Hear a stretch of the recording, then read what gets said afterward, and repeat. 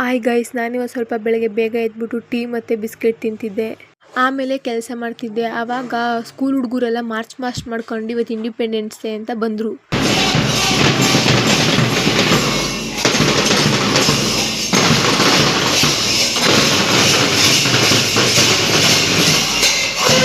March fast ಮಾಡ್ಕೊಂಡು ಹೋಗ್ತಿರೋದು ನೋಡ್ತಿದ್ರೆ ನನಗೆ ನನ್ನ ಚೈಲ್ಡ್ಹುಡ್ಡೇ ನೆನಪಾಗ್ತೈತೆ.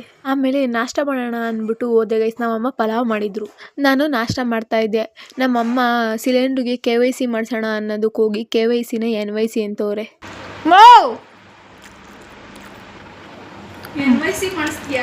ಏನಮ್ಮ ಅದು? ಅಲ್ಲ, NYC.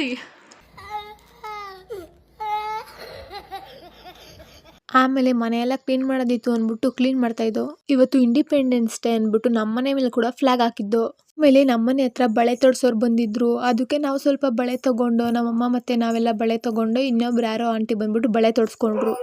ಅದಾದ್ಮೇಲೆ ಸಂಜೆ ಯಾವುದೋ ಫಂಕ್ಷನ್ಗೆ ಹೋಗ್ಬೇಕು ಅಂದ್ಬಿಟ್ಟು ನಮ್ಮ ಮನೆಗೆ ನಮ್ಮ ದೊಡ್ಡಪ್ಪ ಬಂದಿದ್ರು. ನಮ್ಮ ತಾತಂಗೆ ಸ್ವಲ್ಪ ಹುಷಾರಿರ್ಲಿಲ್ಲ. ಅದಕ್ಕೆ ನಮ್ಮ ದೊಡ್ಡಪ್ಪ ಅವ್ರ ಮಗ ಕಾಮಿಡಿ ಮಾಡ್ತಾ ಇದ್ರು. ನೀವೇ ನೋಡಿ.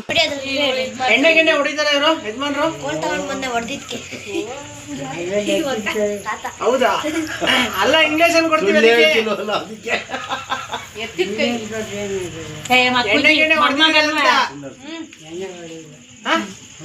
ಹೊಡೆದಿರತಾನೆ ಬೆಳಗಿಂದ. ಅದೇ ಒಂದು ಇಂಗ್ಲಿಷ್ ಅನ್ನು ಕೊಡ್ತೀವಿ ಅದಕ್ಕೆ.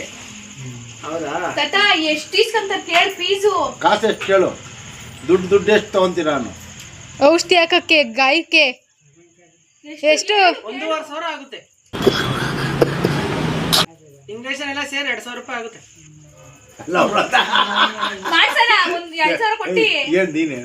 ಮಾಡ್ಸೋದನಪ್ಪ, ಕೊಡ್ಸ್ಲಾ ಇಂಜೆಕ್ಷನ್ 2,000 ಅಂತೆ. ನಮ್ಮ ದೊಡ್ಡಪ್ಪ ದೊಡ್ಡಮ್ಮವ್ರ ಜೊತೆನೆ ನಮ್ಮ ಅಪ್ಪ ಅಮ್ಮ ಕೂಡ ಫಂಕ್ಷನ್ಗೆ ಹೋದ್ರು ಗೈಸ್. ಇವತ್ತಾಗಿತ್ತು ಇದಿಷ್ಟು ವ್ಲಾಗ್. ಮತ್ತೆ ಸಿಗುವ ನಾಳೆ. ಬಾಯ್.